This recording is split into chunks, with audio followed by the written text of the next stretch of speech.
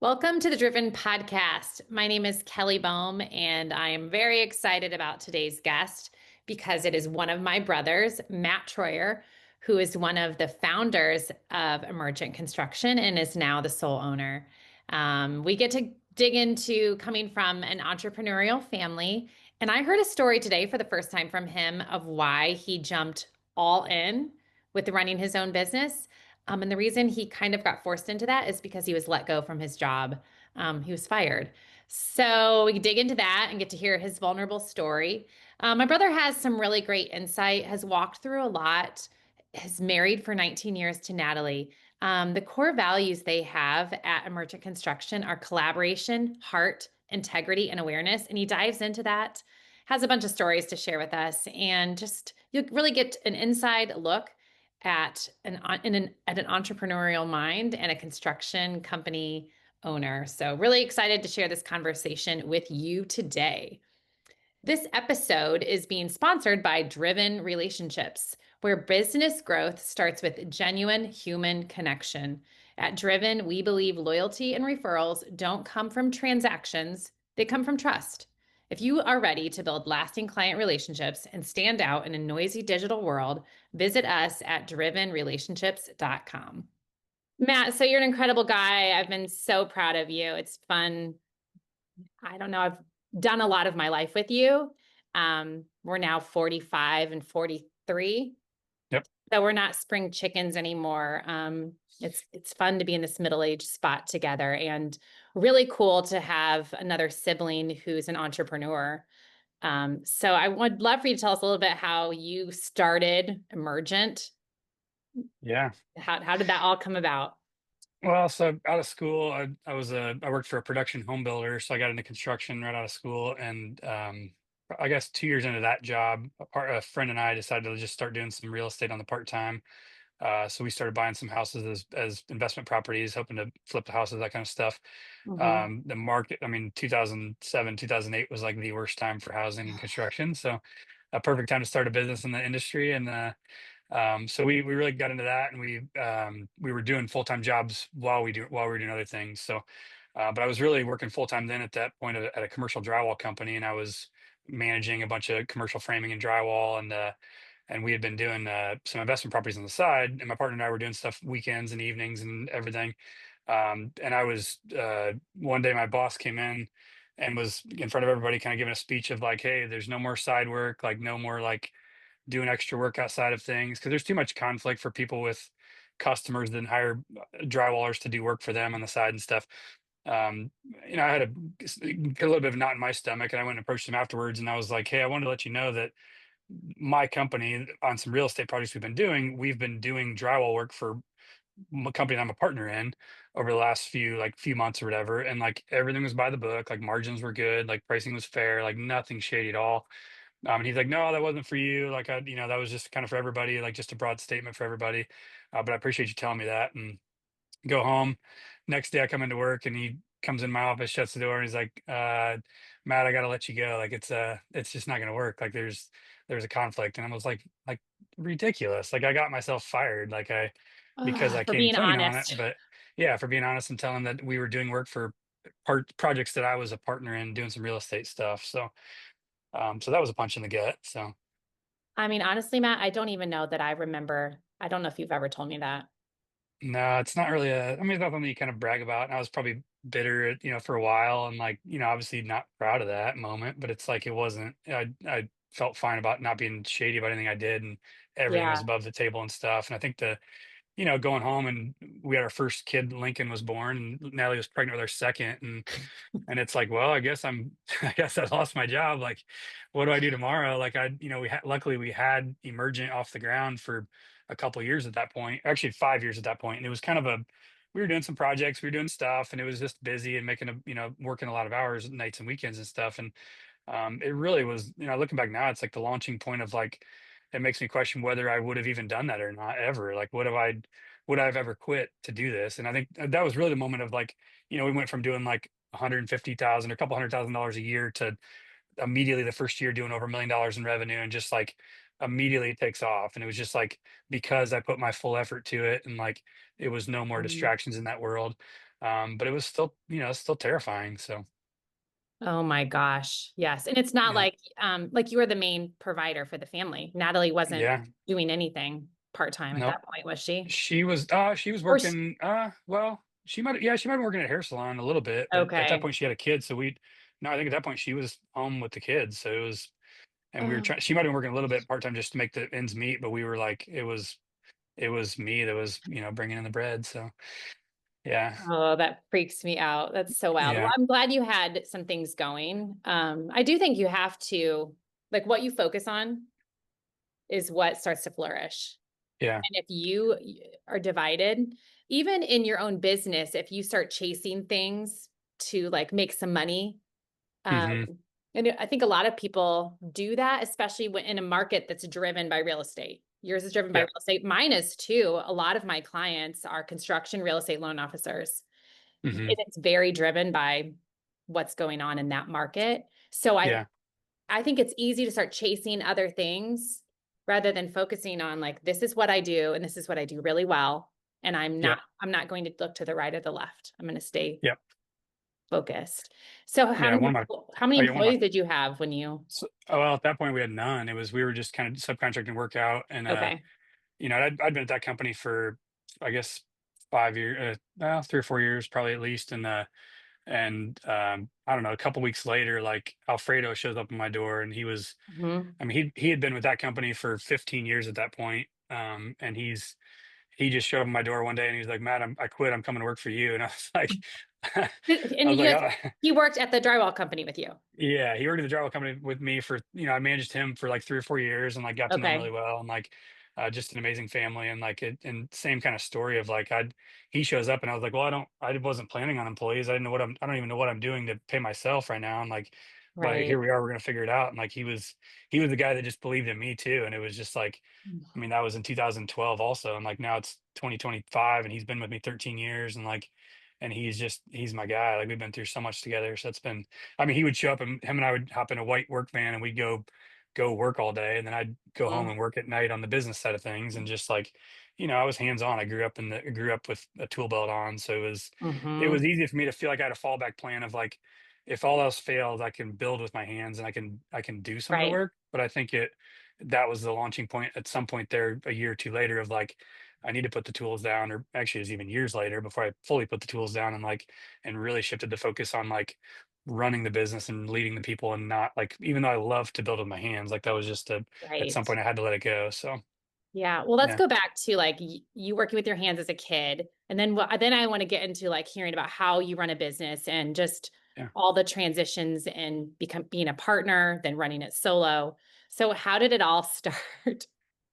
Oh man. Well, I was trying to remember, like, I think, obviously our dad was an architect and had a construction company we were growing up that you may have mentioned in other podcasts previously, but the dad being in the industry, like I think I started when I was like 12, like probably middle school summers. Like I pretty much worked 40 hours a week. I think I really realized then of like, I can go make, and I don't remember what it was, my first hourly rate, but like I can make decent money as a middle schooler. And my kids now are realizing that of like, oh, you go make 10, 12, 15 bucks an hour. Like you're doing pretty well as a kid because you can save up your money pretty well. So I feel like that's what um, mom and dad paid us when we were that age, when we were I think it 14, was, 15. I think mom and dad pays like $16 an hour or something like they might have 12. overpaid us maybe, but it's Yeah, they there's did. all kinds Oh of, yeah. there's tax benefits as a business owner to pay your kids Totally. as well. So but yeah, so Totally. it was, that was kind of opened my eyes. Like, I mean, I also worked a lot, so it's like, laboring and Only picking for up dad lumber, and though. You didn't work for another company that at when you that were age, and kids? until I got to like 16, I started, like, I worked at like a golf course one summer and thought I wanted to do something else. So I kind of, my career was like, I felt like I kept trying to run away from what I was doing as a kid, right? Like I grew up in construction. I thought I wanted to do something else. And I think that, I got out of high school and I thought I wanted to study computer technology. And I think that, high school counselors is a whole nother topic of like how much they direct you into like what's out there for possibilities, right? But I don't think that I really had really any idea of what I wanted to do. I think I just thought technology seemed cool, and like, Hmm. and so I went and studied computers. And I think I realized between my sophomore or junior year of college, I was like, this is not for me. Like I love my summer job. And I think that, and eventually that turned into in college of, dad had asked me, we'd been talking about, hey, this next summer you're coming back. Like, what if we build 4 more duplexes? And like, those are investment properties that dad owns and still owns, as his Hmm. retirement play. And those were there was a summer that we had throughout the school year, him and I were like, yeah, let's do it. I'll come home. We'll build the schedule out. Like I'll oversee all of it and like I'll manage all that for that summer, and we'll build 4 duplexes in that summertime and knock it out. And I think it was just kind of like I realized like I actually really like being I got to dip my toes in like the management of overseeing that. Plus I was there building all those also during the summer. Right. Um, so that was kind of the tipping point for me. Was like, I'm just gonna go ahead and get my degree in computer technology and business minor and just lean in hard on my summer job and like figure if I had the experience of like a 10-year field person at college, right? Versus people that graduate with like no hands-on experience. But I had to like prove myself in the world of like management of construction, not in like building, right? So Right. Yeah. Did you manage any of our other brothers that summer on those duplexes? yeah, I think Eric How'd worked his that last go? summer, I think, and it was. I mean, actually, well, it was actually fun because I brought home like my college friends, like three of them. A couple of them came home. They worked for us this summer. My buddy and I, Seth bought a boat and we Mm, wakeboarded. We basically work on construction all summer and wakeboard all evening and afternoons and stuff, and just had a blast. So there was definitely summers I worked with Eric and Alex, and yeah, that fighting with those guys all the time. So that's but yeah, there's growing up as the blue collar world of like harsh construction is definitely like the mentality and mindset of like how I was taught growing up too. Like it was guys that are mm, like just belittling the youngest or entry level mm, person in the field, right? And I think mhm, that really shed a lot of light on like how I wanted to operate my business and how I loved like the craft that we do. How do we do that differently in the current workforce? So, mhm. but You mentioned, Dan Gibson, um, yeah. to me, and I remember he worked for Dad. He was Dad's what was the role that he played? He was really like head of construction or project manager, kind of superintendent all around. Okay. Did Yeah. he So I mentor worked. you?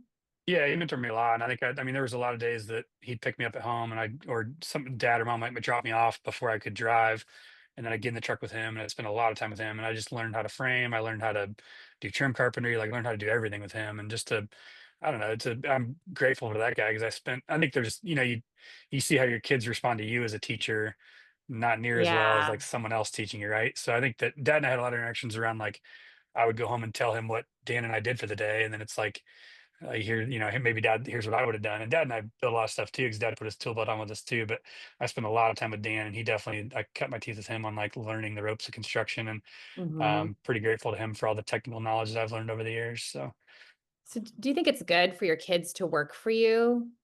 Do you feel like they should go work for someone else at some point and be trained by someone else just because of that, how it can get sticky sometimes? yeah, I'm definitely a believer, and I don't. It's definitely not my concept, but I've had a lot of other business owner friends that are like send their kid off to work for someone else. And there's a lot to be learned there of like, I mean, Lincoln worked for us this summer in construction, just general Yeah. labor and hands-on. And like Alfredo himself worked with him. He's impressed with him as how smart he is and like knowledgeable he is on Mhm. just other stuff. But you just need to go learn and work from someone else. Or I think in a family business, if it is a family business, like go learn on someone else's dime, learn a trade or a skill set that would help you step into a role in the family business, like go learn how to be a CFO and then come back to the family business to be the CFO, right? Like I think there's a Mhm. lot of merit to that world of like, or you got to work your way up from the bottom like everybody else. And like the same way I did was I was always younger than everyone else I had a ton of experience, but you have to prove to people by your age, like what your value is, right? So Right. there's an art to that of like helping people respect you and learning the respect or getting the respect from them, but Mhm. also like just proving what your knowledge is, right? So, and I think you Mhm. can go learn and go screw up on other people's dime or a corporate business that it's not going to hurt as bad than a small business, right? Like Right. that's a big lesson to be learned too. So, Oh my goodness, yes, I know, so 2 of my kids work for me, actually 3 because Grady does our lawn, uh and it can be frustrating at times. I do think it'd be really nice if your child comes back and is like, "Hey, mom, this would make it better." I yeah, think that's what we have all done for mom and dad. We're like, "Hey, you could do this better. You could sharpen this. You could" like, I think yep, we have all come back and inspired mom and dad, although we don't work in their business. I think well, you yeah. and dad still kinda do some projects together. Yeah, so we've really leaned heavily into like we're in construction, but we're the last few years we've flipped on design, and we have a couple of architectural designers on staff now, and like Dad and I Mhm. still work with projects that he does for us. So so I've definitely I don't know I see myself inching into like we may be in full architecture business in the next year, and like we are an architecture firm too. And I think I mean Dad still works, probably needs to retire and have some fun, but there's That a is his it's fun. Work is yeah. his fun. Yep, and I understand that. So yeah, we're inching into like a similar business of like I'm kind of doing a lot of what he's doing, but I approach it kind of backwards of like construction heavy and then pushed into design. Right. So it's been pretty interesting to learn, and it's been really cool to be able to work with him on a lot of projects. And I mean, Dad's just a unicorn in knowledge that knows way more than almost every other architect that I've worked with that Mhm. just knows every detail of stuff. So Mhm. yeah, it's been fun. So nice to have that. So, Hmm. did you learn a lot, like, in a lot of lessons from watching mom and dad have their own business, dealing with some of Yeah, those things? What yeah, were for the sure. good I things that think you saw in it? What did you like about what you saw? Yeah. I mean, I think, obviously working together, I think Natalie and I have realized that we don't want to work together. And I think that, and I don't think, I mean, mom and dad still do work together, but like, I don't, mom's always been a little bit part-time and not like full-time in like the exact like architecture that they work together on. Right. So it's a little bit Yeah. maybe different of like, if you were to come and work in an actual role of like Natalie does design work for some of our clients, but I don't know, we kind of realized a few years ago of like our marriage is better if we don't work together. And like, Mhm. but she still is very good at a voice for the company for like culture and people and like and being a sounding board for me to bounce ideas off on like how we can run a company better. But she's not involved in like the day to day of stuff, and I think that's really. But it's because it's hard, I think, and like the hard part too is like there's a lot of stress with it too, and like I try to separate some of that stress from the business from her to not have to have that baggage a bit, so we can still Mhm. have our own, personal dynamic with the marriage. But like Mhm. it doesn't have to be like because I had a bad day at work, we both have a bad day, right? Like Right. that's nice to separate that a little bit, and like family time is family time and work time is work time, but it doesn't mean I don't work, 60, 70 hours a week. Like you're always Mhm. on the clock when you own a business. So I think that's a big takeaway. But I think I've just learned to be, I mean, I think they've taught me and you like just to be generous. Like I think a lot of our core values are fundamental because of who we are and where we've been, how we were raised, and like I Yeah. think that that exposure from them has really shaped like who we Mhm. are and how I operate my business. And I think I forget what it was that I wrote down that mom said that on the podcast when she was on with you, but there was like I literally was like I think about that same thing as mom. Like I'll have to go back. I'll see if I can find my Like, notes worried somewhere about here. people? Was she worried about Maybe people? it was what Yeah, you need was to it? look that up. I'll find that. Um, I'm putting our name on drawings, like it means Oh, something. So yeah. mom talked about that with dad, and like they both have that approach too. And like I tell my team like that if we're gonna put our logo on something, like I don't want to be embarrassed by it, right? Like it needs to be a house that we're proud of, like work that we're doing. And like now we are also doing drawings. So yeah, I 100% agree. If we're going to put our name on a set of plans, like we need to be pretty close to accurate or have a big disclaimer on it. Like these are conceptual. These are not the fully fleshed out idea, right? Like this is not our best work because you never know what that's going to come back to be, how someone sees that and like understands where we were at that point. So Right, right. So how does that make you feel having 3 boys that are carrying on that name? Does that stress you out a little bit? Oh, I mean I mean, reputation's everything, and I think that's a big piece that I say to my team all the time is like your reputation. You only have one of them, so it's like I Mhm, tell our boys too, like you got to be careful about, especially now in the era of, and I don't want to sound like an old geezer, right, with phones and technology and social media, but like it has changed. Like if you're on a video, you're posted somewhere with somebody, like you can't hide like we could as kids and like get away with stuff a little bit, right? Like your mhm. kids get in trouble a lot over stuff that's like a just a social post or something, right? So you have to be Yeah. very careful protecting your reputation. And like it's so much harder to earn it back than it is to like just be steady with your reputation and people know Mhm. what they're gonna get from you and like and you're just a rock, right? So Right. Yeah. Oh my gosh. And I'm so glad we grew yeah, up in the '80s and '90s. a lot less stress, I feel like. It was a That's way better different, time. different stress. Yeah. Yeah, yeah. Yeah. So let's kind of fast forward back to you have Natalie at home pregnant and you just got Hmm. fired and you start working on Emergent. So you had a business partner, Yep. one partner, two partners? So at that point, a partner and I started the whole business because we had started in '07 and in 2012. I was really full time. I can't remember the details of when Chad came on full time as well, but we both have been committed to it. Shortly thereafter, we picked up another partner, and I think we just didn't know we didn't know about what it means to run a business. And I think Yeah. we spent a lot of years together, and like there's no agreement of like any monetary value or who's doing roles and what the Okay.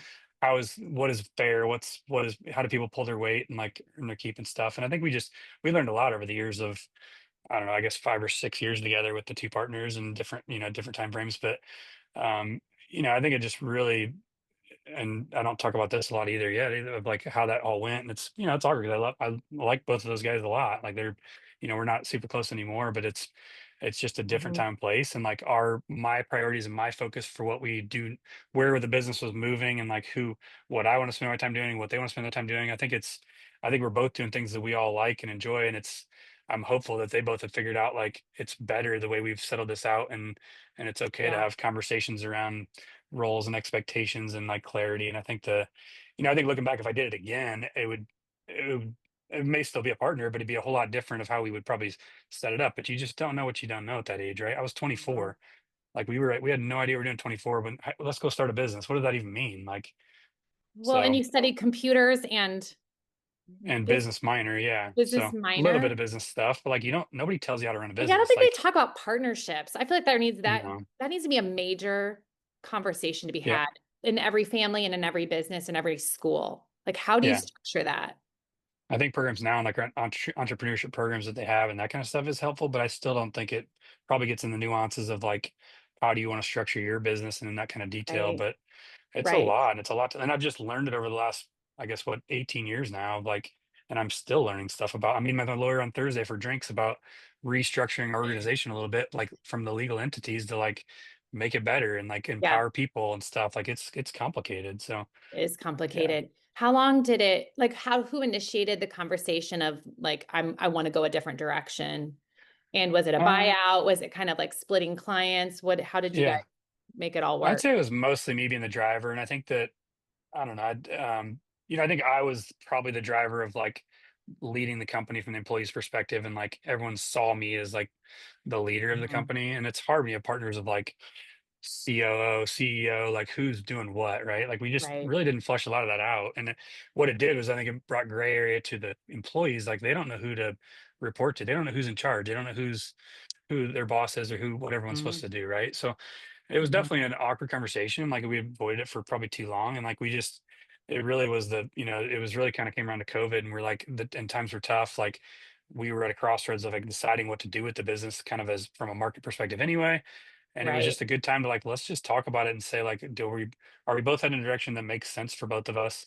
And if not, like it is, let's just agree to it. And we agreed to like a monetary value of what we thought the business was worth. And there's a business is really only we were what they would call lifestyle business, right? Like it's Right. so heavily dependent on the owners to Right. bring in the revenue, right? So, and the goal is to build a business that's sustainable without one owner, Right. right? Or any owner, really. It's make the most healthy business. So it's hard in that world of, especially with us as a brand of like, if I'm the one on the front lines with sales and whatever, how much of that is actually tied to me, right? So, Right. but it was really it was a better conversation than I expected. I think it's the same idea of like we're all fearful of these conflicts that maybe we're all feeling it. We just need to all talk about it, right? And like we just did Yeah. it, and it was rip the band-aid off, and there was tough conversations, but at the end of the day, it was right for everybody, I think. So Yeah. Yeah. Well, I think once you start bringing up hard conversations, sometimes the other person probably feels the same way. yep, It's easier to tiptoe around it and ignore yeah, it rather than deal yep, with it. yep, Um, so do you feel like you're building something now that isn't hinged on you? I know I asked you recently, like, do you ever regret not naming it Troyer Construction? yeah, Because when I talk yeah, to like, because I build relationships for companies that I work with, and a lot of it is like building this relationship with the business owner, with the salesperson. hmm, So I asked you, yeah. do you ever regret that to not Yeah, name I mean, Troyer? I never, I guess with a partner, because it was always as a partner, like we just Oh yeah, decided to do that. So we never named it like one thing. But I think even if now, like I don't, had I started over, like my approach has really always been like, I want this to be, I saw examples of businesses that are like sustainable without the owner. And I have a lot of good friends and other people yeah, that run their business as their name.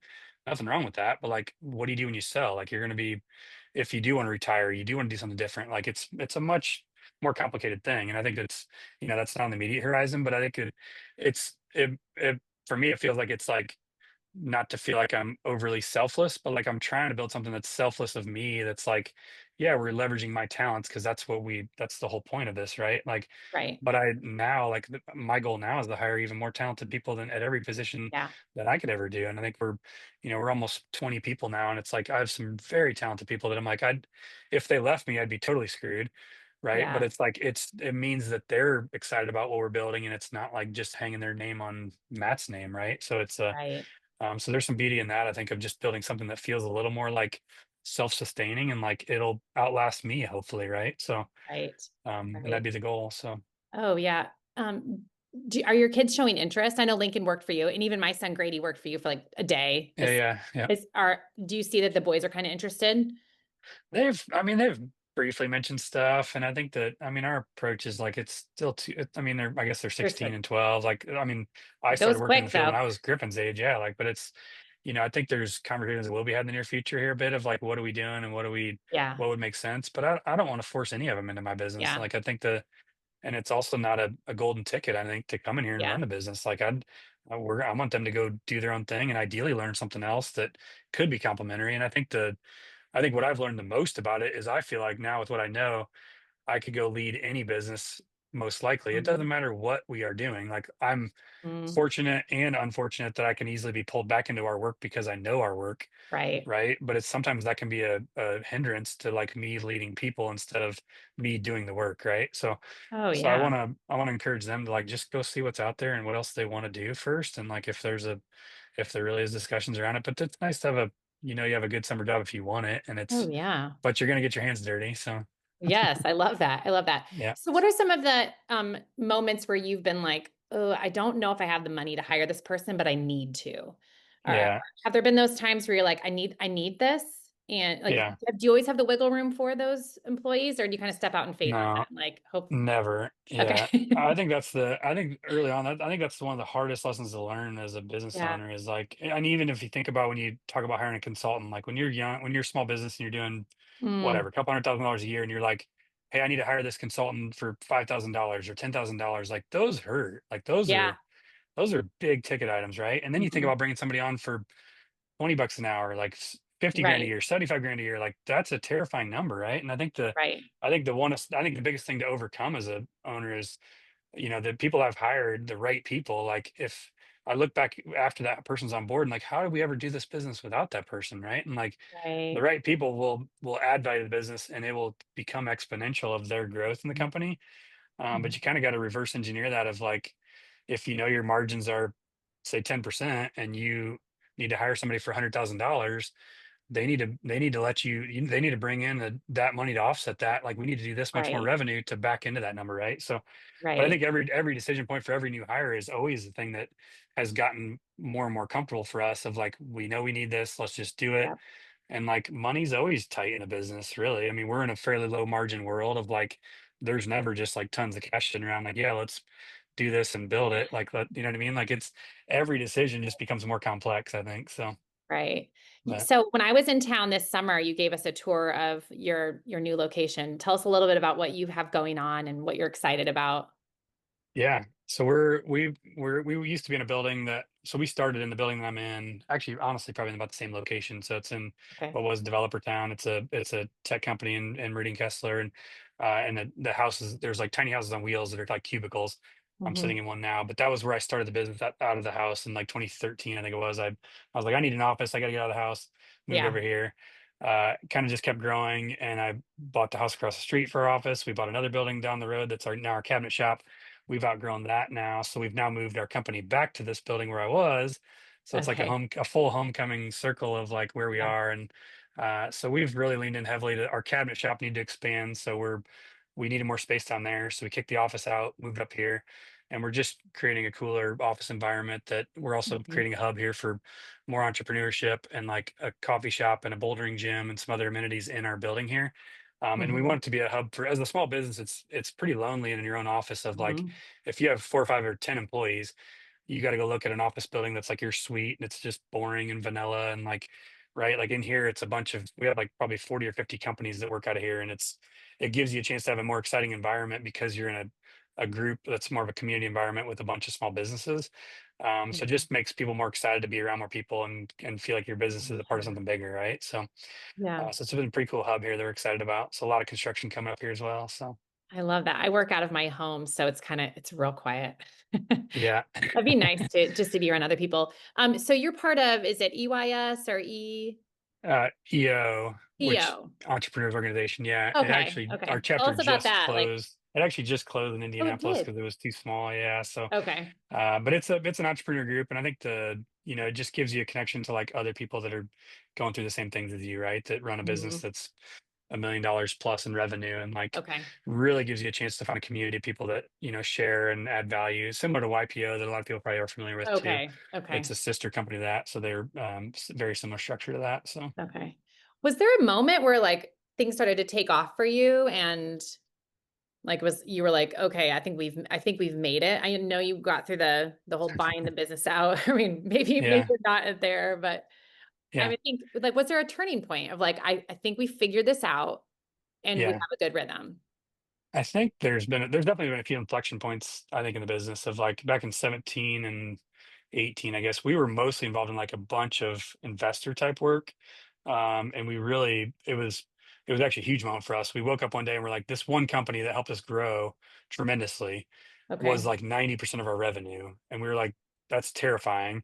Like we start Mhm. to feel like this is too many eggs in one basket. And we were like, we decided to get back to like, we appreciated that it helped us grow and hire employees and stuff, and we are like, we need to diversify a little bit and go back to what we used to do with some client projects, some like investment properties on our own, and some of that world. And like 6 months later, we turned around and that business, that 90% of revenue is gone, Oh like my zero gosh. dollars. So it was, a couple $1 million a year that we were doing, and it was like all but gone. And like we luckily survived that, made it through that, didn't lay off anybody. I mean, there were some hard times, but we Mm. kind of pivoted and diversified what people are focused on.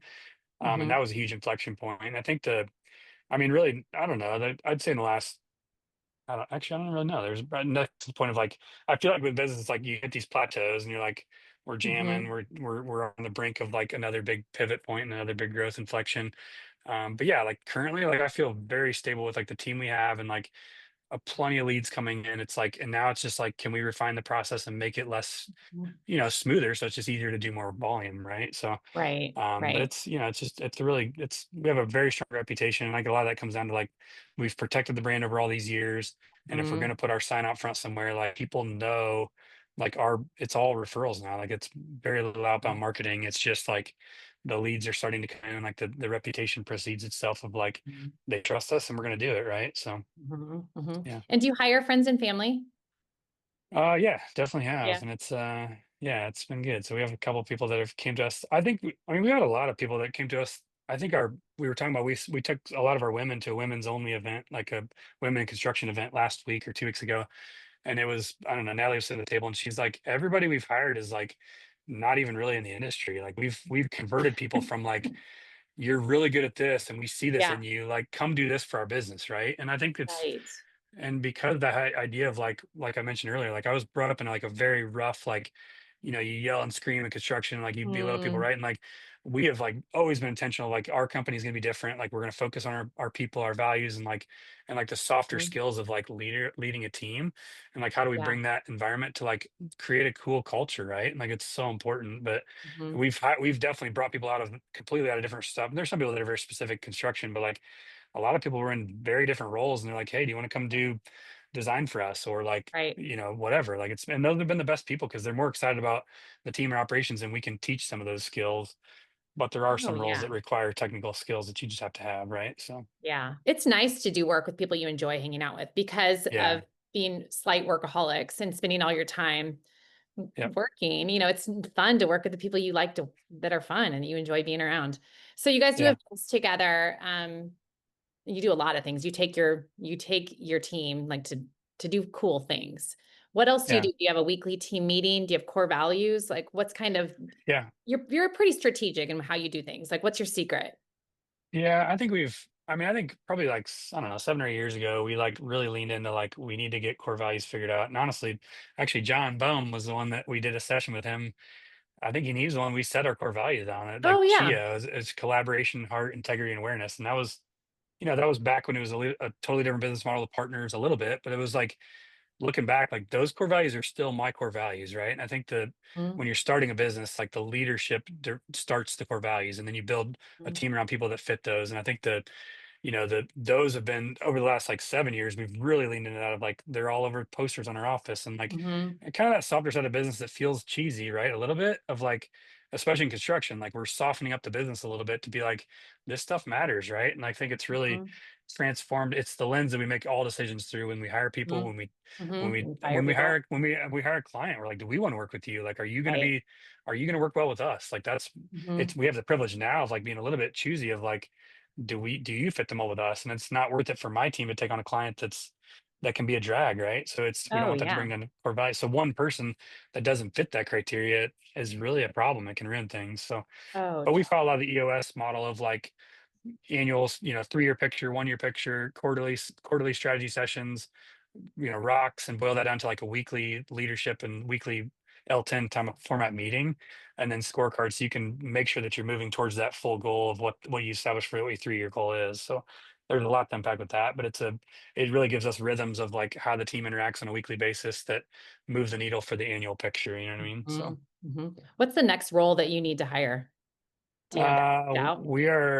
we're actively looking in architecture of like more architecture skill there. We've Okay. been talking a lot about kind of back end office administration stuff. And that's probably our two biggest right now, but it's probably, and then I think the beauty of our role is we can always hire more field support, like carpentry specific, Okay. because we're really launching a couple different things. Because I have my cabinet shop is, we have people that work in the shop. It's a little bit more like manufacturing mindset and like Mhm. design, but there's like engineering and design around that whole world that's a little bit different than construction stuff too. So Mhm. there's probably gonna be a lot of growth in that whole technical, a lot of stuff in technical. I think that's gonna be really launch us to be designing cooler stuff and like building cooler things too. So Mhm. Mhm. yeah.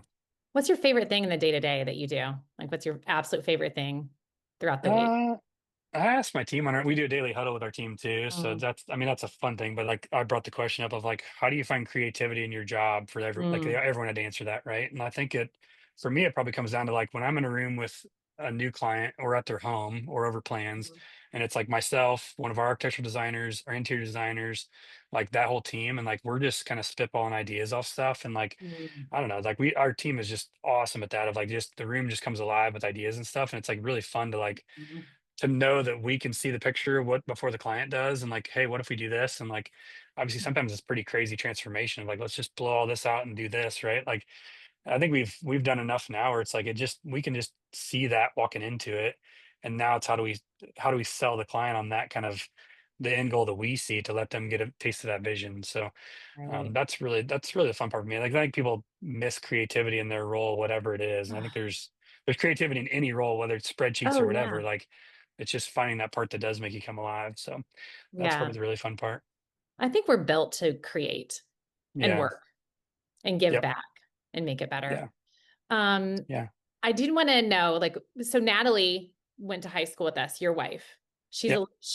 I went to school with 2 of her sisters. She's younger than me and a little bit younger than you. Mhm. When did you know she was the one to spend the rest of your life with and to create this wild Yeah. world with? No, she loves this is another Matt's an idiot story. So that's a Oh, but let's so we hear it. met. She was a freshman. I was a junior, I guess, and I remember her walking out on the soccer field that freshman year, and I was like immediately just kind of struck by her. But throughout, we didn't date at all. We were friends through high school. I was Mhm, actually the bonehead that dates her best friend, and like mhm. dated plenty of other people. But I mean, I remember very specific moments in high school where I told both my friends, Nate and Tyler, of like I want to marry, and I was cautious to say a girl like Natalie like, right? I'm like, I don't want to, I got to keep my options open, right? I'm a young high school kid, right? So, but I But think, you said that, a girl like y- Natalie? yeah. And there was definitely moments. I mean, we hung out a lot and we were friends and Yeah. we were friends through high school. And then when I graduated, like there was a moment of a couple years where we really didn't talk at all for probably a couple years. Mhm. And then got reunited back at my friend Tyler's wedding that was Okay. back at the hometown and saw her and we did, we danced and hung out a lot that day. And then Mhm. then I also did a bonehead move of telling her I would talk to her, reach out to her, go out on the boat and go wakeboard. That was the summer we were wakeboarding and working Yeah. construction. And I didn't reach out to her like I told her I would for a few weeks. And then 4th of July comes around, we see each other on the lake, and like then we just are like, "Oh, okay, I'm an idiot. Like we need to start dating." So that was the moment. But it was like, I mean, it was like immediate. I just kind of knew like she was the Mhm. kind of person I could see myself with. And it was Mhm. not at all based on just looks, like, she's gorgeous, but it was just like, Mhm. we had a lot of good conversations throughout high school, and, like, we were just friends, and it was just like, Mhm. that's the kind of person I can spend my life with. So, and it's Mhm. 19 years this September. So, Amazing. And yep, thankfully, I think she grew up in a home similar to ours. Her dad owned his own yeah, business. yep. So, like, And she gets her dad and our dad worked together. Her dad was a contractor. She worked, and Mhm. that the projects we talked about building those duplexes, she worked one summer with her dad. She actually laid brick on the buildings that we built that year. So she was like just a funny full circle of like everybody's connected. So, Oh, yeah, it's so wild. If yeah. you could go back and tell your 20-year-old self something, would you go back and say something or do it differently at all? I mean, there's a lot. I don't regret my learning curve, right? Of like what I've done. Like, I think that you just stack on the education of like your life story. And like, I think I look back and say, man, I wish I would have studied construction or gone to Purdue for construction management or whatever. Like, Yeah. but, like, I don't know that I would have my tech background, like, I have way more experience now in, like, the industry that I brought it to, so, like, I Mhm. didn't have to grow up in the exact, like, standard playbook. It gave me exposure to stuff, and we leverage tech tremendously in our business, right? And, like, Mhm. it's like adapt or die kinda stuff now, right? So Mhm. that's really kinda set us apart, but I mean, I think the biggest thing is, like, just being okay with, like I mean, first, find your tribe, like, get like, Mhm. overcoming risk and fear are the biggest things I Mhm. think in everyone's life, and, like, I think that I mean, take the risk. Like Natalie's always pushing me, like, what's the worst that happens? We lose everything and we still have each other. She says she would love me if that happens. Like, I don't want to test it, but like, right. Like that, like the end of the world, if the business doesn't work, like it shouldn't define me. Right. It does because Mhm. I spend my entire life doing it. But and then also just like don't do it alone. Like entrepreneurship is so lonely. And I think Mhm. there's a lot of small businesses that are very lonely if you don't have your people, like you brought up EO, like my forum of other business owners that understand what I'm going through. And like even different than friends that work a job, like there's different conversations when it's like Mhm. owner to owner of a business of like, hey, I made $50,000 today, or I lost Mhm. $50,000 today, right? Like those conversations hit different when it's people that understand what that risk means for you a Mhm. little bit, right? And not to downplay friends that aren't running businesses, but it's just a different, you got to Yeah. have that space to celebrate and to talk about the really hard things. So, Mhm. um, I think that you brought up the point of like just put effort to it. And one of my favorite books is Hard Thing About Hard Things by Ben Horowitz. It's one of the best reads I've had about running a business. And one of his big quotes are just like, do anything long enough and you're bound to get lucky and like it's gonna work, right? And like Yeah. or like just play it long enough and you might get lucky. Like it's just Right. so much of it is just like you got to go through the mundane, like the repetition, and like hopefully you're getting there for a breakthrough because a lot of people give up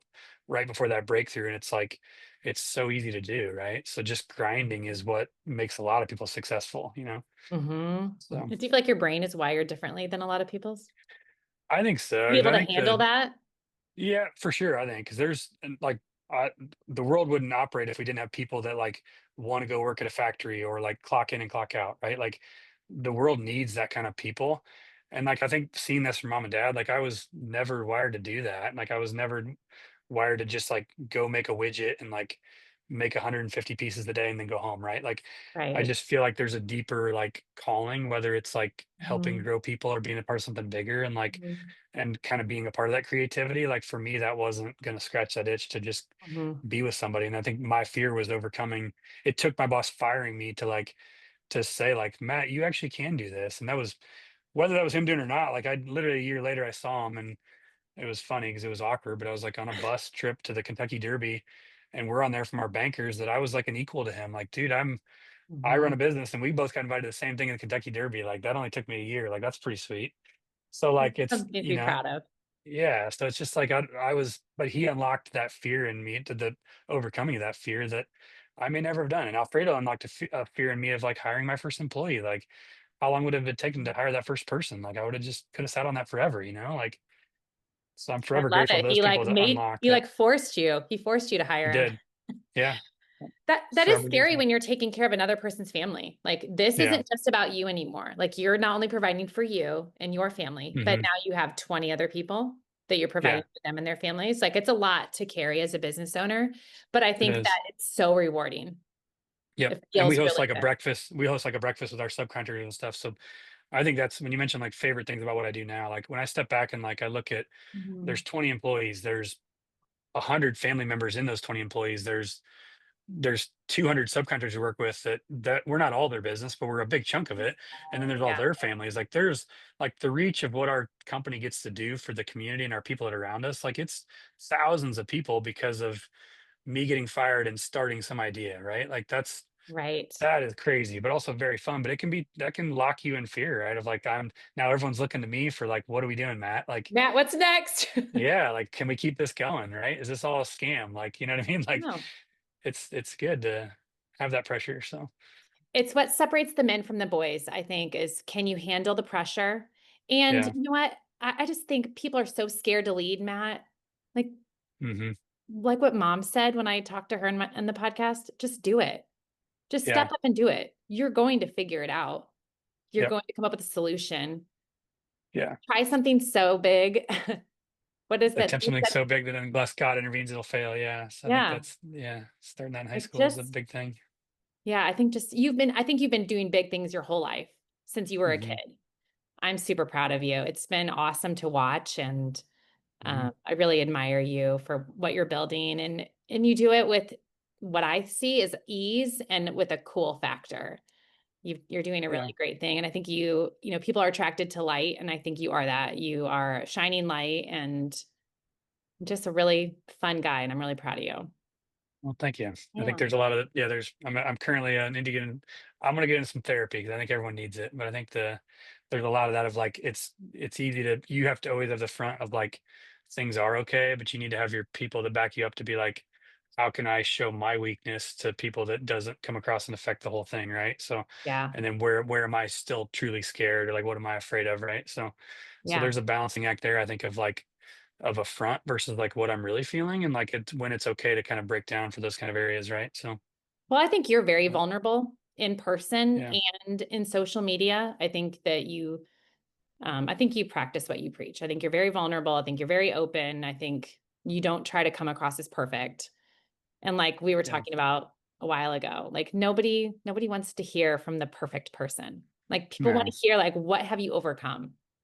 yeah, yeah. And We built a lot of our social media platform has really driven a lot of that, and I think there's a lot of other people that our focus has always been yeah sure we post the cool stuff, but like you need to post a little bit of the scrappiness it takes to get there or the times that our team messes up, right? Like Mhm. it's not all smoke and mirrors and just marketing, but you have to Yeah. be real with people. And like when our clients connect the dots that, oh yeah, these are real people that are doing things, like there's a Mhm. little bit of grace there and like they do mess up and there's occasions where we Mhm. aren't perfect. And like but what the difference is we're gonna follow through and like if you reach out to us, we're gonna make it right. And that's why I tell all my Yeah. customers, like I know I promise you we're going to screw up, but I promise Yeah. you, you have the best team behind you to navigate you through a very complicated remodel Mhm. or construction project we're going to make it right in the end. Like just bear with us. Mhm. And these are humans, right? So, Yeah, and you're gonna get it yeah. across the finish line. Well, we need to Yeah. wrap things up. Is there anything you want to end with? I'd like to ask you. Is there anything you want to add before I ask my last question? Uh, no, I mean, the only other quote that always stands out to me that I literally quote to like everybody I feel like is like, there's same from that book of the hard thing about hard things is like when you're building a company, you must believe there's an answer and you can't pay attention to your odds of finding it. You have to find it. No matter whether Mm, your chances are 9 in 10 or 1 in 1,000, like your task is the same. Like I literally probably repeat that to myself all the time. Like this problem is solvable. Like, yeah, and I literally got to get up the next day and like keep pushing forward to solving that same problem, right? So it's just some people give up when it's like my odds are against me. Like, let's just right. roll over. Like that is where you're probably on the point of a breakthrough with a company or a I hire or whatever that is. So I love yeah. that. I just added to our one of our core values. We read our core values every Tuesday in our team meeting, and I just added we don't take no for an answer. And I think that Hmm. goes in alignment with that. Like we can figure it out. There can be a solution to this. Yep.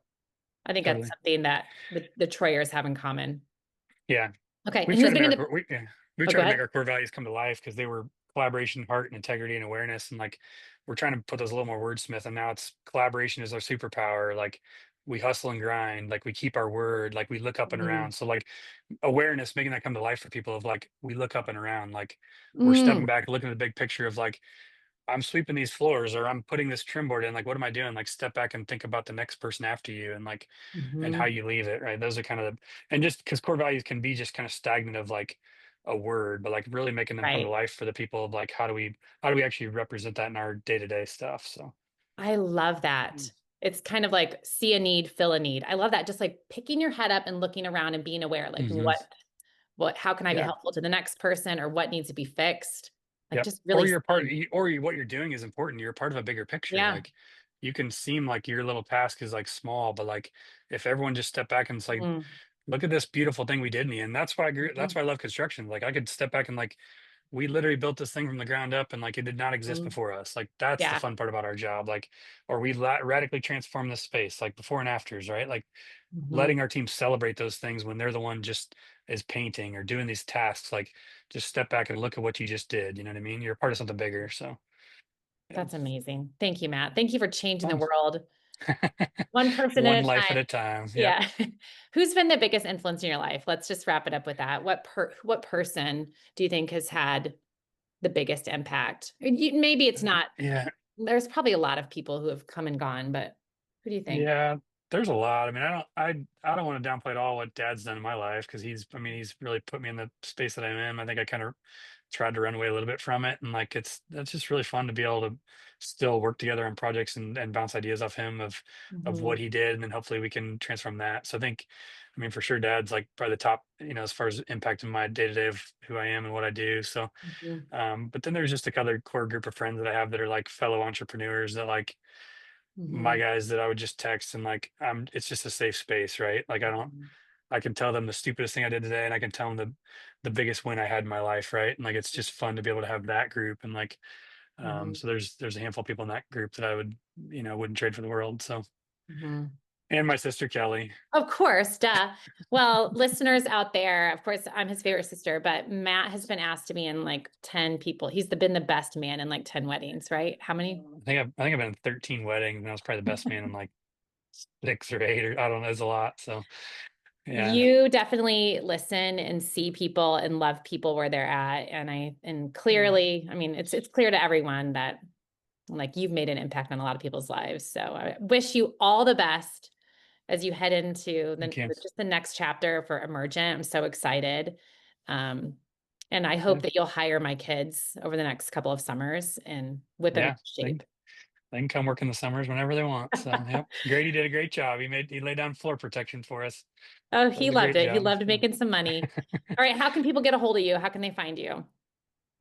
company's definitely on socials, emergent underscore ND on all the socials, emergent-group.com. And Mhm. then mine, yeah, same as, yeah, I'm all over, LinkedIn, whatever, and all the different things. So, yeah, Awesome. I'd And love then to they be can see you connected. being the Yeah. bodyguard for the Colts mascot. What's his name? Blue? Yeah. Blue crew. Okay, Yeah. so So we're on the look, field for all the Colts games. That's fun. So look for me down there. So, yeah, so yep. yep. If you watch NFL football, be looking for Matt. Yep. Thanks, Matt. Thanks for your time. Awesome. Thanks again for joining us today on the Driven podcast, where we are all about growing relationships in life and business. We hope today's story reminded you that behind every brand, every business, and every big idea, there is a real person choosing to show up, stay rooted, and lead with intention. Your story matters. So keep building, keep loving, and keep doing the hard, beautiful work of showing up in both life and business. We'll catch you next time with another real inspiring conversation. And until then, never let love and kindness leave you.